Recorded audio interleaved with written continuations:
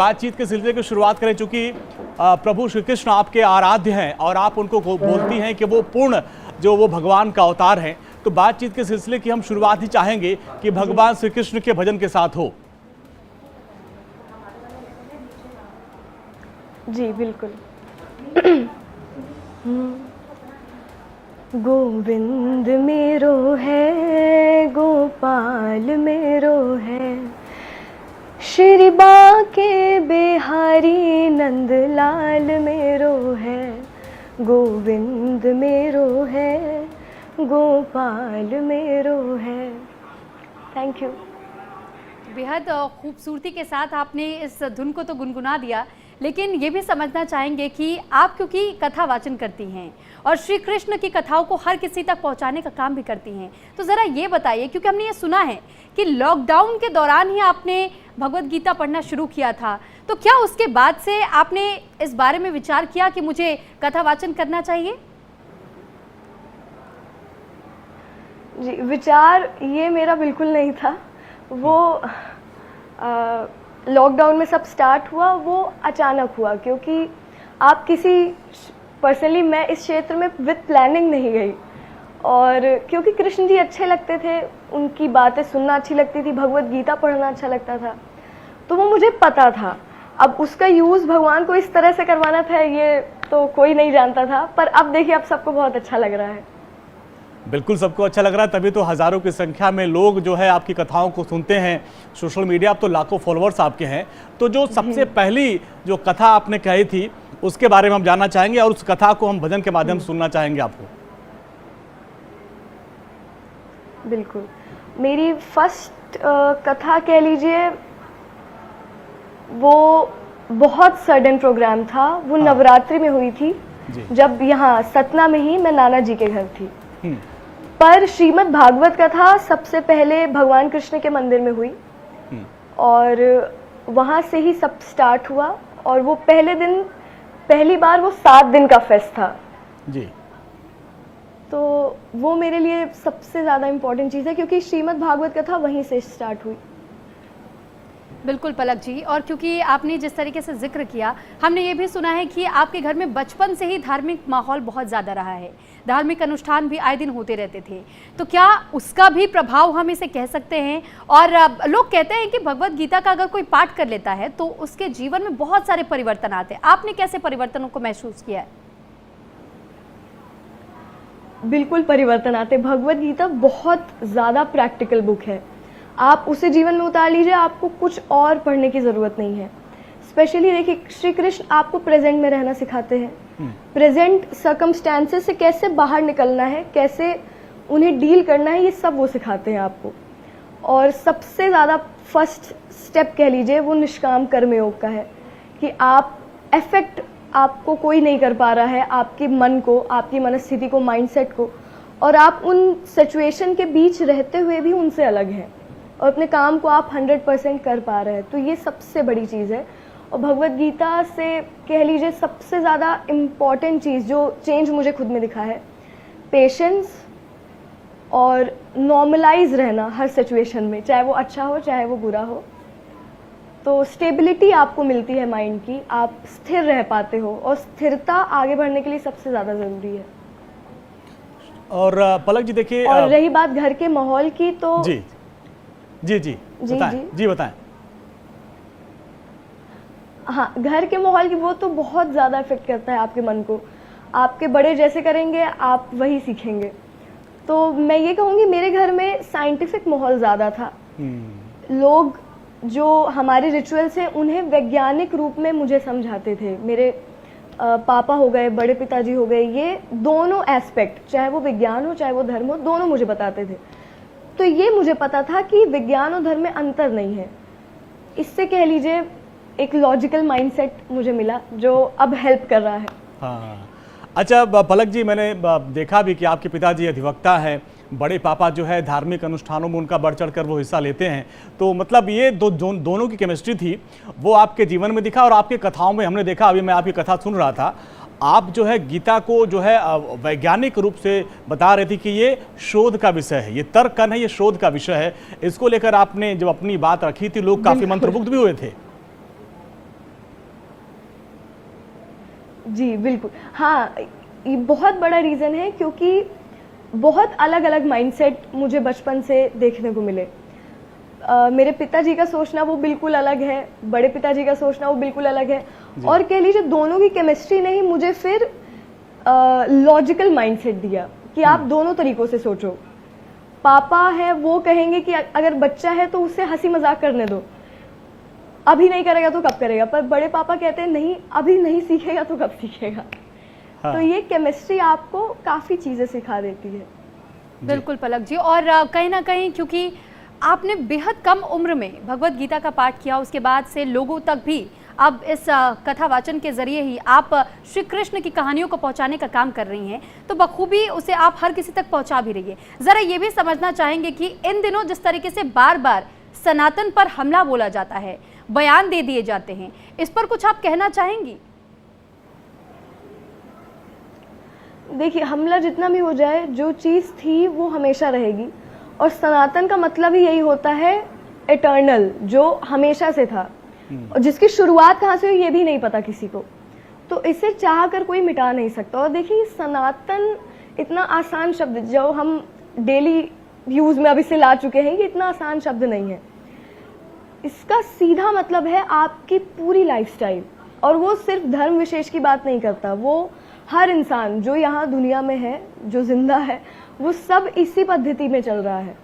और सबसे पहले जो हम आज शायद भूल चुके हैं, सनातन धर्म आपको लिबरल होना सिखाता है, हर विचारों को स्वीकार करता है। आपका तरीका अलग हो सकता है, गलत नहीं होना चाहिए।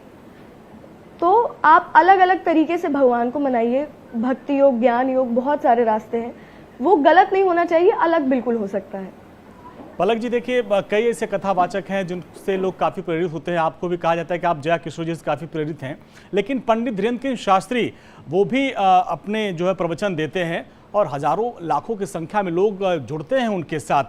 तो जो वो हिंदू राष्ट्र की बात करते हैं, जो बातें कहते हैं, उनसे आप कितनी इत्तेफाक रखते, कितनी प्रभावित होती हैं?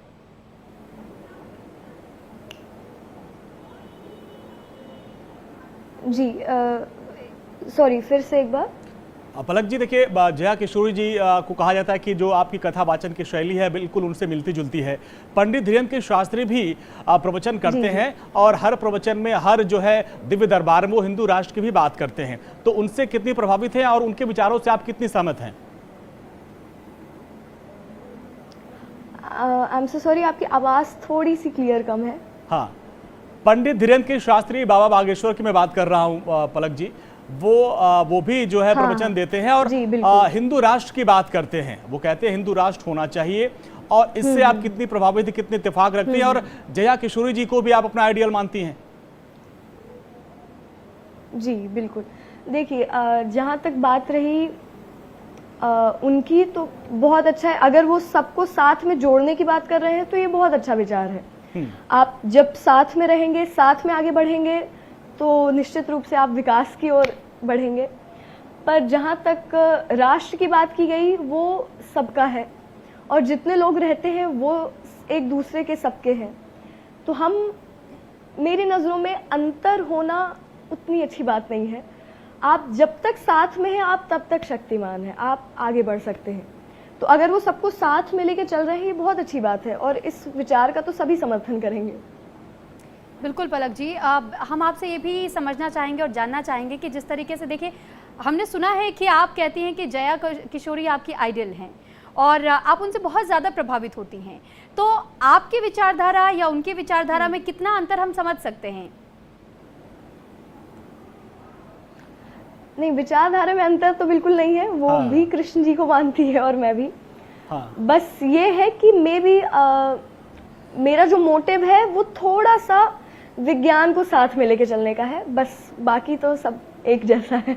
लेकिन पलक जी, देखिए, जब हम आपकी कथा सुनते हैं या जया जी की कथा सुनते हैं, हर कोई मंत्रमुग्ध हो जाता है। तो जिस तरीके से आप मंच पे जो अपनी भजन सुनाती हैं, उससे लोग काफ़ी प्रभावित होते हैं। हम चाहते हैं कि हमारे दर्शकों को वो भजन आप सुनाएं। जी बिल्कुल।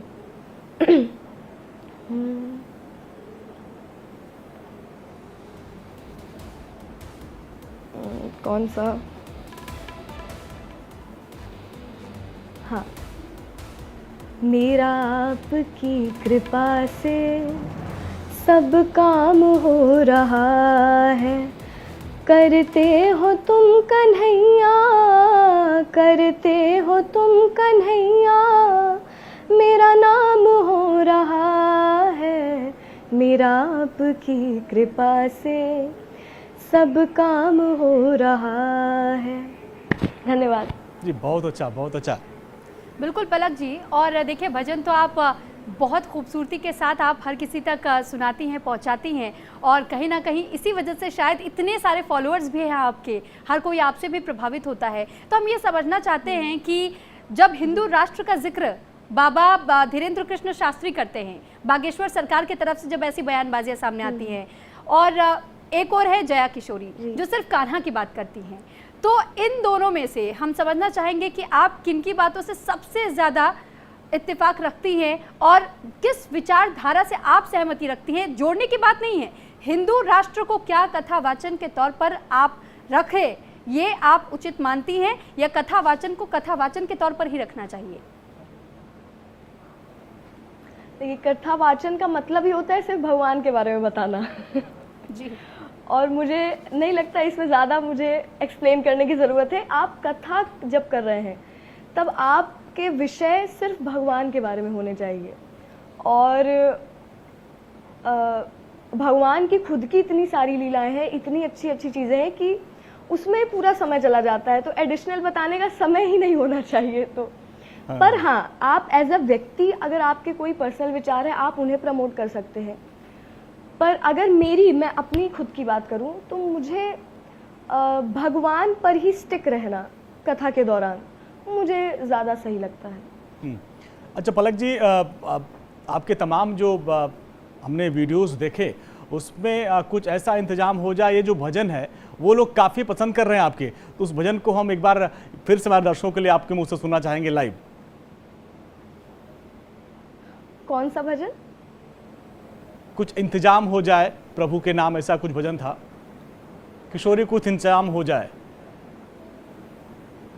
अच्छा, वो मैंने गाया ही नहीं। अच्छा चलिए, पर आप कह रहे हैं तो ठीक है। हाँ।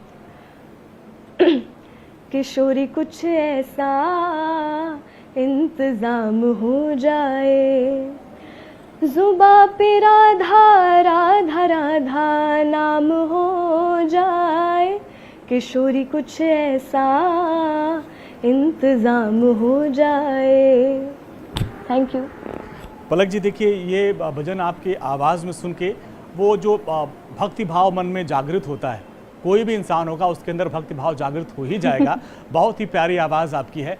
अच्छा, हमने आपके तमाम मैं प्रवचन को आजकल मैं सुन भी रहा हूँ, तो उसमें आपने कहा कि भाई ये जो गीता है, भगवत गीता, अब इसको पूरी दुनिया अपना रही है। आपने कुछ साइंटिस्ट का भी जिक्र किया कि वो लोग शोध कर रहे हैं, कह रहे हैं कि भाई जो चीज़ द्वापर में श्री कृष्ण जी ने बताया था कि ये परमाणु है, हथियार है, वो सब चीज़ें जो आज हो रहा वो सब उस वक्त भी हो चुका था। तो जो भगवत गीता के बारे में हमारे युवाओं को आप क्या मैसेज देना चाहते हैं, क्योंकि आपके जो विचार होते हैं उससे युवा काफ़ी प्रभावित होते हैं? बिल्कुल, ये बहुत अच्छी चीज़ आपने पूछी। भगवत गीता को हम जो प्रेजेंट जनरेशन है आज की, सबसे ज़्यादा ज़रूरत उन्हीं को है, क्योंकि आप कार्य क्षेत्र में हैं, आप दुनिया के बीच हैं, एक उम्र के बाद आप कुछ इतना बदलाव नहीं ला सकते। तो आप जब तक यंग एज, जो लगभग युवाओं की एज है, और भारत में बहुत ऐसे लोग हैं, सबसे ज़्यादा ज़रूरी है भगवत गीता की आप कुछ ऐसी चीज़ें समझ लें जो भगवान चाह रहे हैं कि आप समझें, वो आपके लिए अच्छा होगा। उसमें सबसे पहला स्टेप यही निष्काम कर्मयोग है। वो बहुत आसान शब्दों में कहा जाए तो अगर आपकी इच्छा के अनुसार आपने जो चाहा वैसा हुआ, आपको खुशी ना हो, और अगर नहीं हो पाया तो आपको दुख भी ना हो, आप दोनों सिचुएशन में आप नॉर्मल हैं, आप स्टेबल हैं, आपको कोई चीज़ अफेक्ट नहीं कर पा रही, उसके बाद भी आप अपने काम को कंसिस्टेंटली कर रहे हैं, इससे निष्काम कर्मयोग कहते हैं। और स्पेशली इसी से भगवान आपसे खुश होते हैं। दूसरा कह लीजिए तरीका कि जब आप काफ़ी डिप्रेस्ड हो जाएं और मे बी आपके हाथ से चीज़ें निकल जाएं, तो फिर आप उन पर विश्वास रखिए, और जिसे भक्ति कहते हैं कि आपको उन पर इतना विश्वास है, ब्लाइंड फेथ जिसे कहते हैं, कि आंख बंद कर वो जो करेंगे वो अच्छा है, और मेरे लिए तो अच्छा होगा, मैं बाकी नहीं जानता। ये विश्वास जिसके मन में है ना, ठीक है। वो हमेशा खुश रहेगा, उसे ठीक है। हमेशा लगेगा बैकग्राउंड सपोर्ट में कोई खड़ा है। तो जी। आप ये चीज़ हमेशा याद रखिए। और मोटिवेशन की बात रही, सबसे ज़्यादा मोटिवेशनल स्पीच भगवत गीता है। आप डेली रूटीन में अगर आप उसे ऐड कर लें तो आपको चेंज उसी समय से दिखने लगेगा। और I am saying this with my personal experience. ठीक तो है आप पलक जी, लेकिन अगर आपने पढ़ क्योंकि सके भगवत डेली गीता का रूटीन में जिक्र तो किया बहुत है तो अच्छा इसी से जुड़ा एक सवाल ये भी है कि भगवत गीता में भी राष्ट्र और धर्म की रक्षा करने की अगर बात कोई करता है तो उसके साथ हर कोई जुड़ता चला जाता है। और ऐसे में बाबा बागेश्वर भी इसी की बात करते हैं कि धर्म की रक्षा कीजिए तो राष्ट्र की रक्षा हो पाएगी। तो क्या आप इस बात से वाकई में इत्तेफाक रखती हैं? आप मानती हैं कि अगर वाकई राष्ट्र और धर्म की रक्षा करने की बात कहीं पर भी सामने आती है तो हर किसी को आगे आना चाहिए? देखिए, मैं आपको भगवत गीता के प्रोस्पेक्टिव से बता सकती हूँ, बाकियों के नहीं। तो भगवत गीता में तो श्री कृष्ण ने सबको एक जैसा समझने को कहा है। उनने कहा है मैं सब में हूँ, मैं कण कण में हूँ, तो मुझे बांटो मत कि इसमें इसमें इसमें। वो यही कह रहे हैं कि मैं सब में हूँ और जो हो रहा है वो मेरी इच्छा से हो रहा है, ना कि तुम्हारी इच्छा से। तो भगवत गीता बहुत ब्रॉडर प्रोस्पेक्टिव है। आप भगवत गीता की नज़रिए से अगर देखेंगे तो बहुत ऊंची बात वो कर रहे हैं। वो सिर्फ कुछ लोगों के लिए नहीं कह रहे, वो सबके लिए कह रहे हैं। वो आपकी नज़रों से अंतर भेद हटा देती। इवन कृष्ण जी तो ये कहते हैं कि पशु पक्षियों में, पेड़ मैं हर जगह हूँ, सिर्फ इंसान में भी नहीं। सब मैंने बनाया है और सब मेरे हाथ में है, सब मेरे कंट्रोल में है। तो वो आपके नज़रिए को बहुत ऊपर ले जाती है वो चीज़ें। और अगर एक बार आपका नज़रिया वहाँ पहुँच गया, फिर आपको रक्षा करना, बचाना, क्योंकि बचाने वाला भी वो है, रक्षा करने वाला वो है और ख़त्म करने वाला भी वो है। तो फिर आपके मन में ये विचार चले जाते हैं कि मैं किसी की रक्षा करूँगा या मैं किसी को मारूंगा।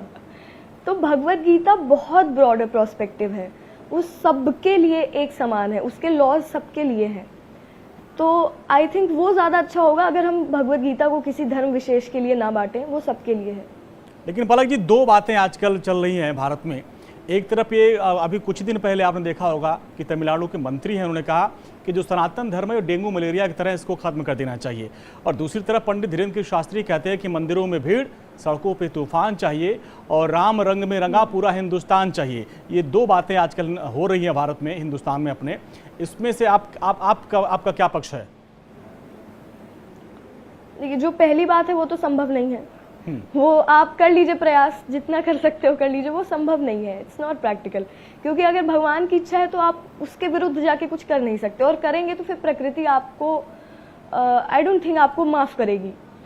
और दूसरी बात रही, तो अगर आप निरंतर भगवान के नाम को आगे बढ़ाएंगे तो ये होगा, बिल्कुल होगा, कि जहाँ देखेंगे आप वहाँ पे आपको भगवान के नाम का गुणगान मिलेगा, भगवान की महिमा सुनने को मिलेगी। तो ये तो बहुत अच्छा है। अगर स्पिरिचुअल माहौल, पूरे रिलीजियस माहौल, स्पिरिचुअल माहौल पूरे इंडिया में, पूरे भारत में हो रहा है, तो ये तो बहुत अच्छी बात है। हिंदू राष्ट्र को लेकर आपका क्या विचार है पलक जी? हिंदू राष्ट्र को लेकर जो चर्चा आजकल चल रही है, और बाबा बागेश्वर भी कहते हैं कि भारत हिंदू राष्ट्र बनेगा, गाहे बगाहे नेता लोग भी यही कहते हैं कि हिंदू राष्ट्र बनेगा। हिंदू राष्ट्र को लेकर पलक किशोर जी के क्या विचार हैं? हिंदू राष्ट्र का सीधा सा मतलब है कि जहाँ सिद्ध हो जाए कि यहाँ मेजॉरिटी में हिंदू हैं। जैसे देखिए, जैसे इस्लामिक कंट्री हो गई, बाकी सब ये सिद्ध हो गया कि ये यहाँ पर इस्लाम ज़्यादा है, यहाँ पर क्रिश्चियनिटी में भी ज़्यादा है। देखिए, अगर मैं एज अ स्पिरिचुअल मास्टर या एज अ स्पिरिचुअल ओरेटर कहूँ तो मेरी फिर नज़रों में हिंदू राष्ट्र होना चाहिए, अगर एज अ स्पिरिचुअल मास्टर, क्योंकि मेरा काम है धर्म को प्रमोट करना। पर as a citizen, as a Bharatiya, मुझे लगेगा कि हमारी खासियत है कि सब है, यहाँ पर डाइवर्सिटी है, अनेकता में एकता है। तो एज अ भारतीय मुझे लगेगा कि अगर सब लोग हैं, साथ में रह रहे हैं, तो इसमें कुछ अंजिश नहीं है, बहुत अच्छा है। पर हाँ, जो एज अ प्रोफेशन जो मेरा काम है, फिर बिल्कुल होना चाहिए। तब मैं किसी भी तरह से अगेंस्ट में नहीं कह सकती कुछ भी। ठीक है पलक जी, लेकिन आजकल हम ये भी देखते हैं कि जो आज का समय है, इस समय में जितने भी कथावाचक है या फिर धार्मिक तौर पर किसी भी तरीके से प्रचार प्रसार अगर वो कर रहे हैं, तो वो किसी ना किसी पार्टी से डायरेक्ट या इनडायरेक्ट तरीके से कनेक्टेड ज़रूर होते हैं। तो क्या आप भी किसी पार्टी की विचारधारा से प्रभावित हैं या कभी किसी पार्टी को खुले तौर पर कभी समर्थन आप देना चाहेंगी, और वो किस पार्टी को वो समर्थन होगा, ये इस बारे में हम आपसे जानना चाहेंगे। बिल्कुल नहीं, बिल्कुल नहीं। मेरा पॉलिटिक्स से दूर दूर तक रिश्ता नहीं है, और अगर आगे भी प्रयास भी किया जाएगा तो वो नहीं होगा, क्योंकि जो मोटिव है वो बहुत सिंपल है, सीधा है कि कृष्ण जी की बातों को दुनिया तक पहुंचाना है। वो आउट ऑफ द वर्ल्ड भी, मतलब आउट ऑफ दिस नेशन भी हो सकती है, पर सिर्फ उनकी बातें, इससे बाहर और कुछ नहीं। इवन हमें अपने खुद के पर्सनल विचार भी नहीं बताना किसी को, सिर्फ भगवान कृष्ण की बातें जो वो कह रहे हैं। आपके पर्सनल विचार भी मे भी हो सकता है कभी मिसगाइड कर दे लोगों को, तो सिर्फ इतना प्रयास है कि भगवान की बातें, भगवत गीता को सिर्फ प्रमोशन मिले हमारे माध्यम से, सिर्फ वो आगे बढ़े, उनकी बातें जाएं, तभी वो दूसरों के लिए भी अच्छा है। पलक जी, अभी तमाम ऐसे जो कथावाचक हैं, जो हमारे सनातनी जो धर्मगुरु हैं, वो लोग पर्ची निकालते हैं। ऐसे तमाम धर्मगुरु हैं जो पर्ची निकालते हैं, भविष्य बताते हैं। क्या आप भी पर्ची निकालती हैं? क्या आप भी लोगों का भविष्य बता सकती हैं, पढ़ सकती हैं? नहीं, मेरी लाइन बहुत अलग है इससे, और इवन मेरा एक उद्देश्य ये भी है कि आप प्रैक्टिकल होके रहिए, आप वर्तमान में रहिए, और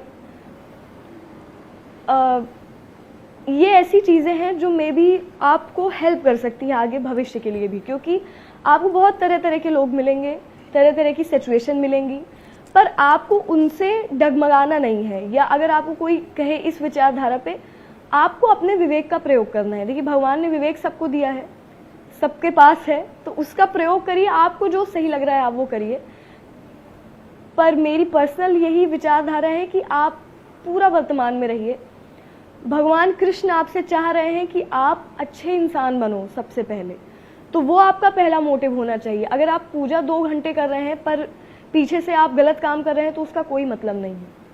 और अगर 5 मिनट आप भगवान को सच्चे मन से याद कर रहे हैं और अच्छे काम कर रहे हैं तो भगवान आपसे खुश है। तो आप ऐसे पहले बनिए, बाकी चीजें, बाकी अच्छे गुण अपने आप अच्छा पलक जी, बातचीत का सिलसिला जारी रहेगा। बहुत सारे अच्छे सवाल हैं, क्योंकि जब मैं इंटरव्यू के लिए आ रहा था तो सोशल मीडिया पे भी तमाम सारे लोग जुड़ रहे थे, वो कह रहे थे पलक जी से ये सवाल करिएगा। लेकिन एक भजन मैं सुन रहा था, इतना तो करना स्वामी, वो मुझे पर्सनली बहुत पसंद आई। अगर आप उस भजन को यहाँ पे हमारे दर्शकों को सुनाएं। बिल्कुल। इतना तो करना स्वामी, जब प्राण तन से निकले, गोविंद नाम लेकर, तब प्राण तन से निकले, इतना तो करना स्वामी।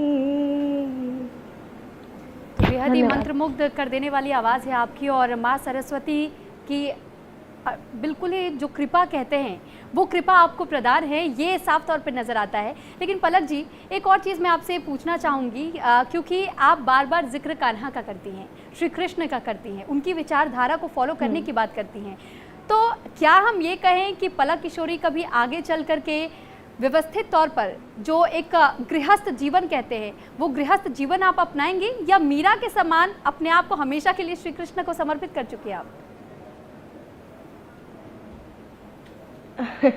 देखिए, मेरे साथ अभी तक जितने इंसिडेंट हुए उससे मुझे इतना पता चल गया फ्यूचर की प्लानिंग नहीं करनी चाहिए और अगर आप कर रहे हैं तो वो बदल सकती है। तो अभी खैर मेरी उम्र बहुत कम है, अभी I am currently in 12th class, तो भी मैंने सोचा नहीं गृहस्थ या आगे सब छोड़ना, अभी बिल्कुल भी वैसा कोई विचार नहीं है। आगे कुछ सालों बाद देखा जाएगा। पलक जी, चूंकि हम लोग अपने आखिरी पड़ाव पे आ चुके हैं बातचीत, चूंकि सवाल इतने ज़्यादा हैं, लोग आपको इतना सुनना चाहते हैं, लेकिन समय की बाध्यता है, तो चलते चलते आपका जो सबसे फेवरेट भजन है जो अक्सर आप अपनी कथाओं में सुनाती हैं, उसी के जरिए हम कार्यक्रम के समापन की तरफ जाएंगे। जी बिल्कुल।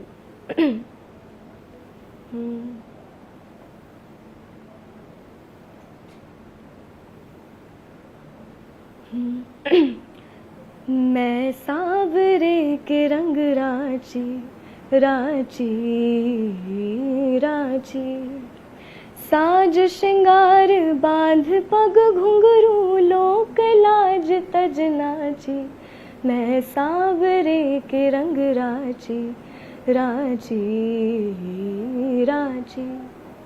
धन्यवाद। बेहद ही खूबसूरत प्रस्तुति और बहुत बहुत धन्यवाद आपका पलक जी, आप हमारे साथ जुड़ी, आपने इतना कीमती